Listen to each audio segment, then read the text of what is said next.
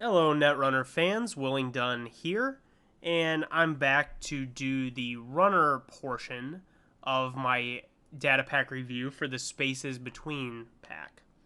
There are considerably fewer runner cards in this pack than Corp cards, so I don't have quite as much to talk about here, but I think there's still some good stuff in here. So let's get into it. We'll start with the Anarch cards, and the first one is David. It's a 3-cost 1 MU program. It says place 3 power counters on David when it's installed, and it has hosted power counter break ice subroutine on a piece of ice that has a strength of 5 or greater.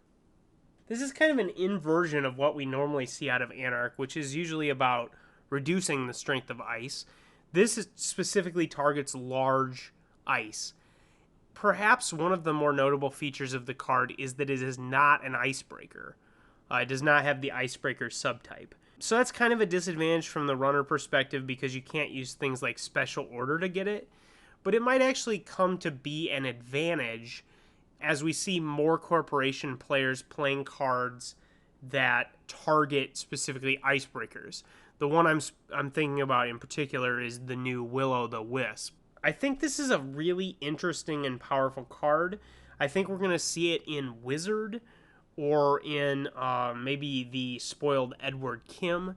We're going to see decks that use this card that have the ability to recur it and use it to kind of address a range where their icebreakers aren't effective. Like if you're using Darwin or something like that as your main breaker, you probably don't want to pay a huge amount, whether it be data sucker counters or what have you, to match strength. So using this to deal with large pieces of ice is going to be really effective.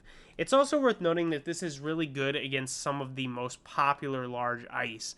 It breaks Toll Booth for just 1 counter and 3 money. It saves you from getting archered. It breaks Grim. All around, this card seems to be pretty good as a supplemental breaker in the Anarch Breaker suite. So I really like this card. I'm going to give it a 3.5.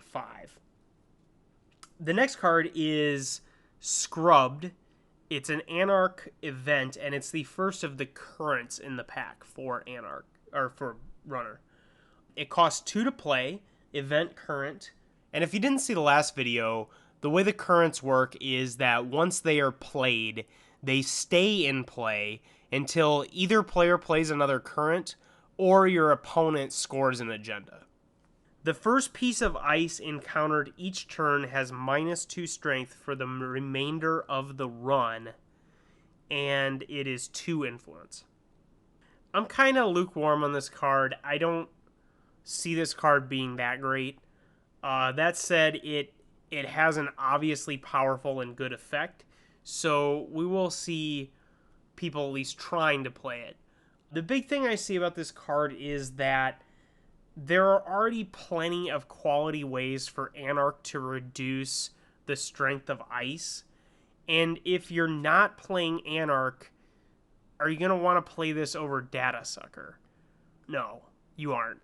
This has some interaction with cards that we already see a lot of play, like Parasite, but you don't need this card to make Parasite good. You already have Data Sucker. I don't know. I really just don't like this card. I think that it has some obvious use, but I just don't see immediately which deck wants to use it. I'm going to give it a 2.5. I think that there may be some decks that would want to play this over like Ice Carver or something like that, but this is not going to get rid of Data Sucker, that's for sure. The next card is, I think, probably my favorite card in the pack, at least for Runner. It's called 3 Steps Ahead. It's a 1-cost event, and it's a priority, so you can only play it on your first click. When this turn ends, gain 2 money, or 2 credits, for each successful run you made during it. And it's 2 influence. So I like this card because it encourages you to do neat things that are already kind of good. I like the idea of a new style economy card that forces you to make lots of runs. This has some obvious synergy with things that grant you additional clicks or runs, such as Doppelganger or, potentially like All-Nighter or something like that. I see this card being pretty good in the right deck. That said, there's going to be a ton of decks that just don't want to play this card. But Silhouette and Andromeda, or decks, Gabe maybe, decks that want to just make tons and tons of runs are going to love this card. I think this card is going to have some really cool... it's going to buff out decks that are very cool. And I like the idea of cool decks becoming competitive decks. I'm going to give this a 3.5. I think this has some real potential in the right deck. 2 influence. Hey, you can play it outside of faction too. So now we have the Criminal Current. This is called Unscheduled Maintenance. It costs 1 to play. It's an event current, as I said. And the Corp cannot install more than 1 piece of ice each turn. And it's 2 influence.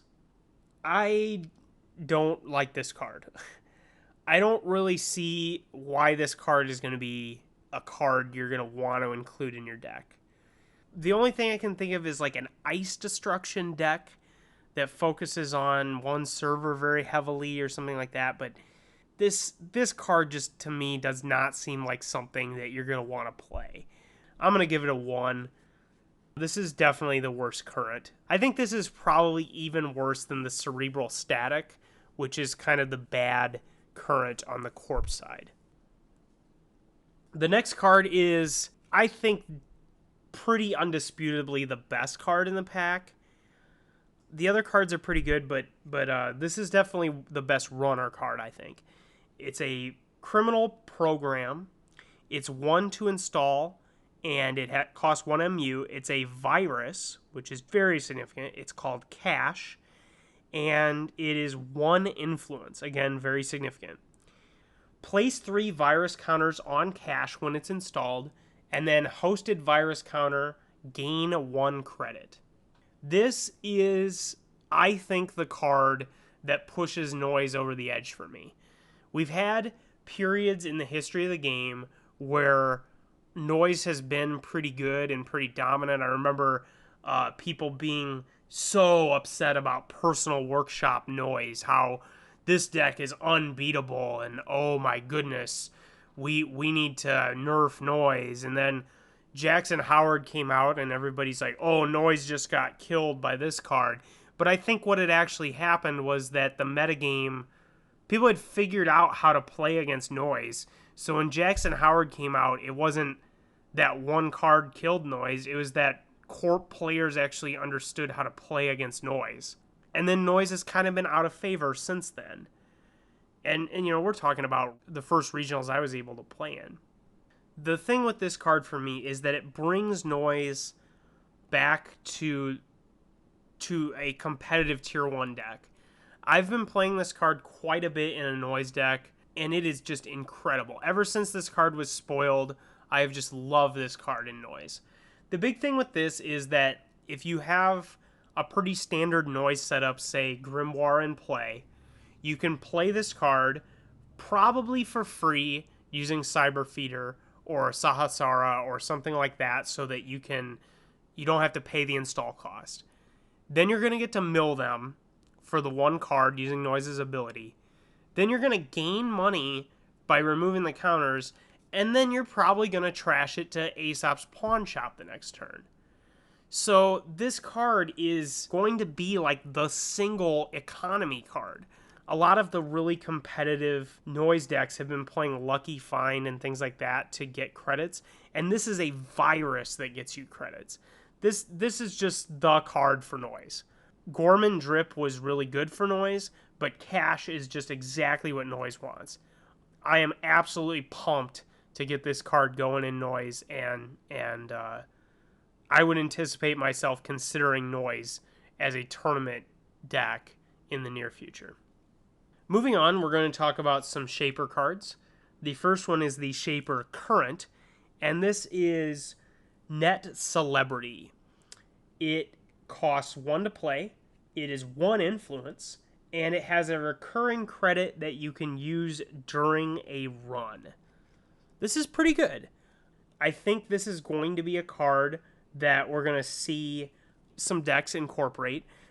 I like the 1 influence because it allows you to play it in a huge variety of decks. The Shaper that I see maybe wanting to play this card is Nasir. I think that he's going to like more recurring credits just because it interacts well with his ability. Yeah, I really like this card. I think this card is pretty solid as a current.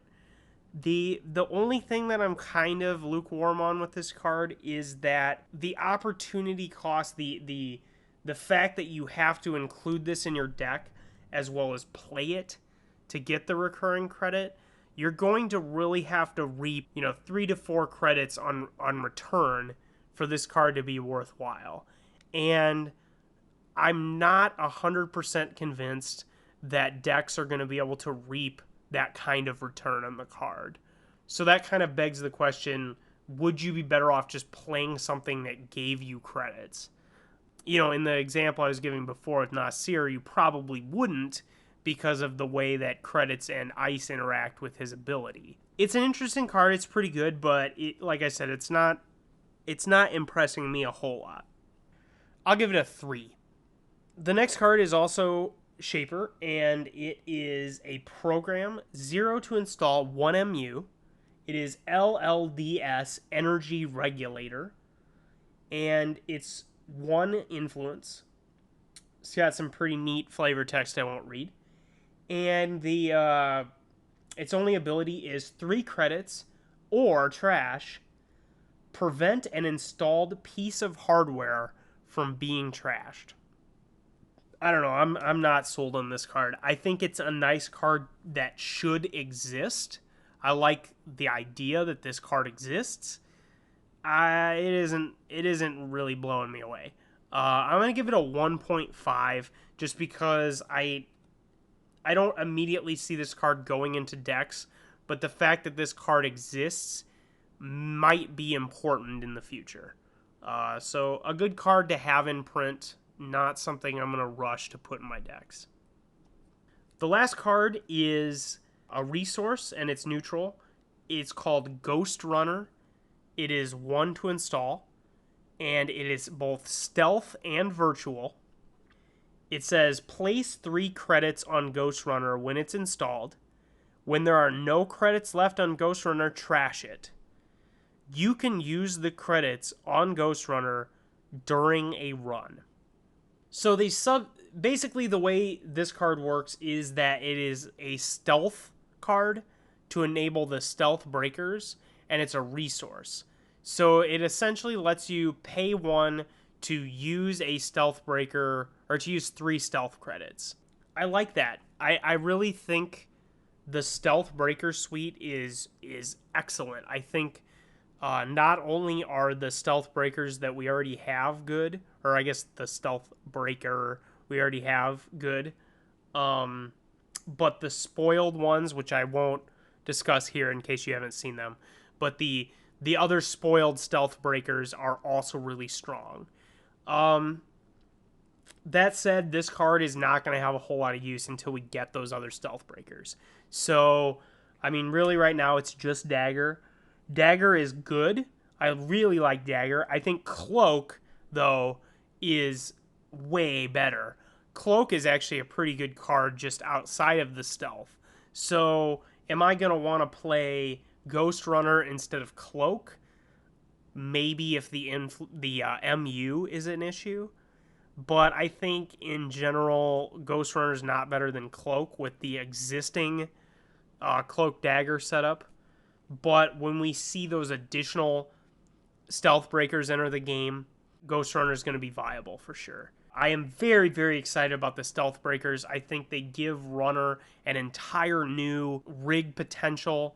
I think that all of the stealth breakers that have been spoiled, and Dagger, which we already have, they're all really good. They're just very efficient, and I really like the idea of having to use stealth credits. It's also worth mentioning, I think this card is not like dreadfully awful outside of the context of stealth. I don't think you're going to put it in your deck if you don't play stealth, but I think if you had to just use those credits in a pinch, it wouldn't be catastrophically bad. Ghostrunner is a card that should exist. It's not quite all the way there because we don't have the stealth, all the stealth breakers, but when we get the rest of the stealth breakers, this card's going to be good. I'm going to give it a 3.5. I'm actually pretty impressed with the design on that card. And that's it for the Spaces Between. Now some just thoughts overall on the runner cards and the pack generally. The introduction of currents was more successful on the corporation side than the runner side. While I think we will see play out of Scrubbed and Net Celebrity, the corporation currents seem to have a wider and more diverse use. I think, for example, targeted marketing is going to see play in a pretty wide range of decks, whereas Scrubbed and Net Celebrity both fit pretty specific niche. I think I have to say that I am a bit underwhelmed with this pack. I think a lot of what the pack is doing is setting up for stuff that we're going to see in the future, especially with the stealth credits and things like that. So there's a lot of filling out of gaps in the game space and a lot of setting up for future stuff.